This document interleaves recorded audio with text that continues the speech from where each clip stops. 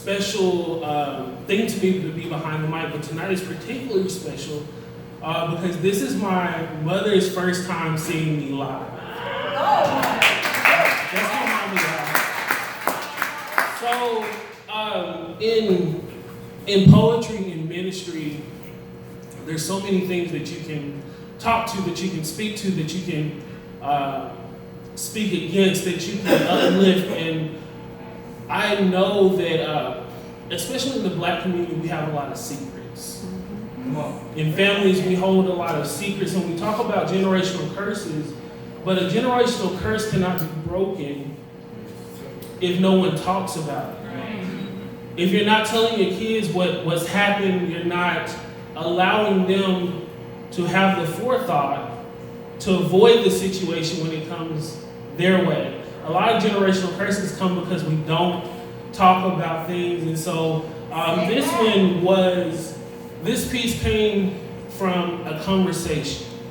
It was a conversation with a friend of mine that she told me some things that she had been through, but had never told anyone in her family. And she was talking about how frightening it was to discuss it, how hard it was to talk about, how much it was, it pained her to even think about bringing it up, and how much damage it had done to her over the years. A lot of what I do does come from when other people talk to me and confide in me. So I wanted to include this piece in tonight's work because that's where some of my growth has come from as an artist. So this piece is called Hold On.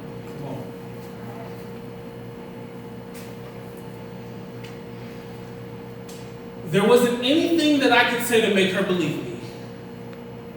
No words that I could string together like lights on the Christmas tree, the blinking glow dancing together in sync to let her know that she was not the problem.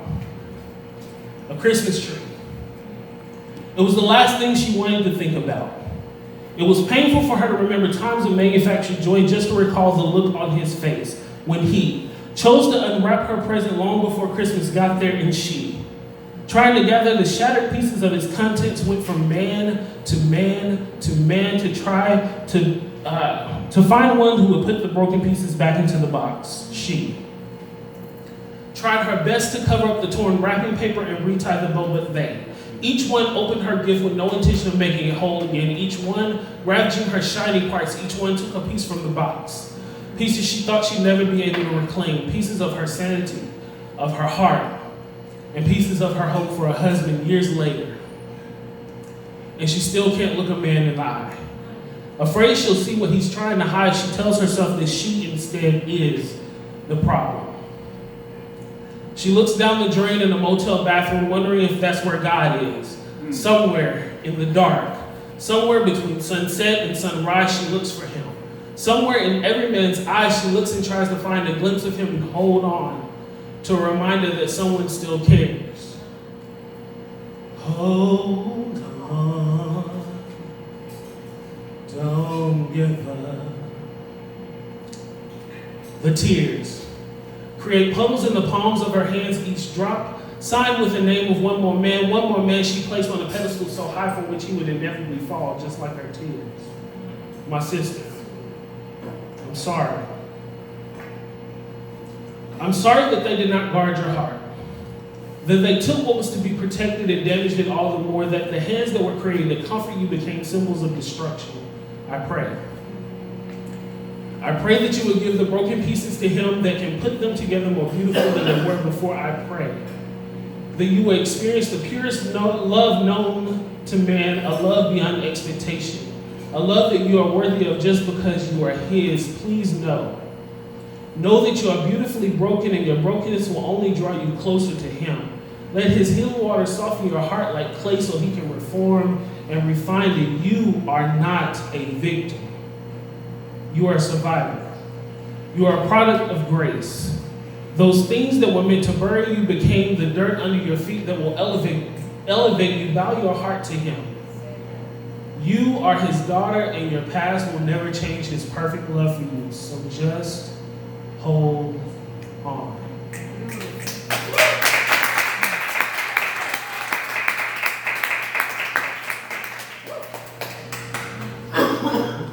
So I've got two more before we wrap up the night. And first, I want to everybody give another round of applause for everyone that hit the mic tonight. It is such an honor to share the mic with so many people that I've never gotten to hear before, and people that I absolutely respect in ministry and in artistry, and Continue has created such a unique platform for us. So just thank you guys. Thank you for being a part of this. Thank you, Lasagna, for being crazy.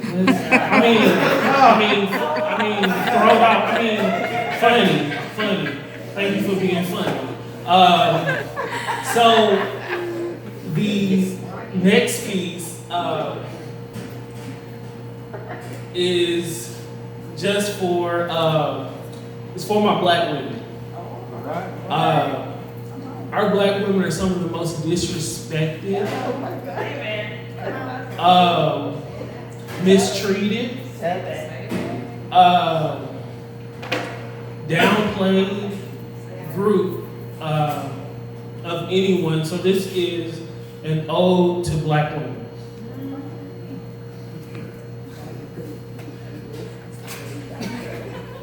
Excuse me. When I tell you that you're beautiful, believe me. I'm not trying to pursue you. I'm simply stating that I see the strength in your smile. I recognize the pain that you tuck behind your tongue and your eyes. Your eyes have a way of telling a story of personal triumphs and overcome failures more clearly than any book when I tell you that you are beautiful. I'm not simply referring to your aesthetics. Your hips carry more than my carnal desires. You walk with the heartbeat of nations in your stride. When I tell you that you are beautiful, believe me. I'm simply telling you that you remind me of my mother. Her 5 foot and change frame, though small in stature, was still big enough to chase even the scariest monsters from under my bed on the darkest of nights. What I'm saying is, I feel safe with you.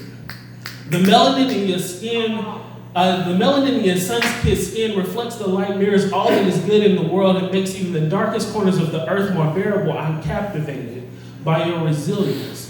Broken promises didn't break you. You stand tall through generations of abuse. I'm not trying to woo you. I appreciate you. So from black man to black woman, you are beautiful. So when I tell you that you are beautiful, believe me and believe in yourself.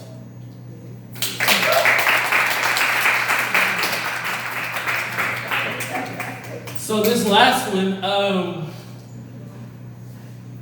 is an extremely special piece to me. Number one, because this is the first time I'm putting it on the mic.